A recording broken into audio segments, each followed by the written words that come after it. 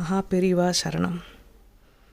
காஞ்சிபுரம் பிள்ளையார் பாளையம் வேதசால முதலியார் அவர்கள் ஒரு குழு அமைத்து பத்ரிநாத் கேதார்நாத் யாத்திரையை மேற்கொண்டார்.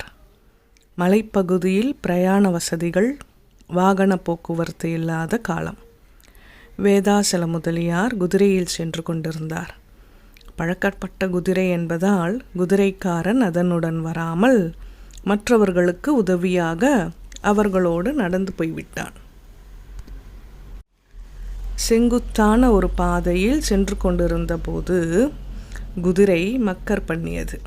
மேலே நடக்காமல் முரண்டு செய்தது. இருள் கனத்து கொண்டு வந்த நேரம் கால்நடையாக சென்றவர்கள் வெகு தூரம் போய்விட்டிருந்தார்கள். முதலியாருக்கு பயம் தோன்றிவிட்டது. நிராதரவான அந்த சந்தர்ப்பத்தில் மகாபெரியவாள் நினைவுதான் வந்தது. அவருக்கு குழப்பத்தின் இடையே நெஞ்சுக்குள் உருக்கமான பிரார்த்தனை.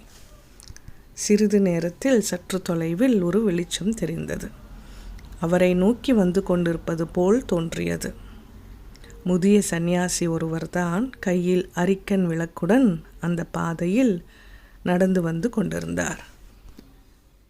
அருகில் வந்ததும் முதலியாரின் கஷ்டத்தை புரிந்து கொண்ட அவர் சரியான வழியில் நடத்தி சென்று இனி ஆபத்து இல்லை என்ற நிலையில் தன் வழியே செல்லத் தொடங்கினார்.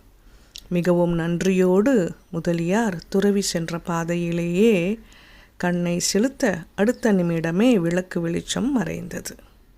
வந்தது பெரியவாள்தானோ அல்லது பெரியவாள் டெலிபதியில் தகவல் கொடுத்து அனுப்பி வைத்த யோகியோ? தொண்டை மண்டலத்திலிருந்து இமய மண்டலத்துக்கு இன்னொரு சரீரத்துடன் கடுகி வந்திருப்பாரோ? சிவ சிவ சிவ, புரியவில்லை. ஒன்று மட்டும் தெளிவாக புரிகிறது. முதலியார் பாக்கியசாலி.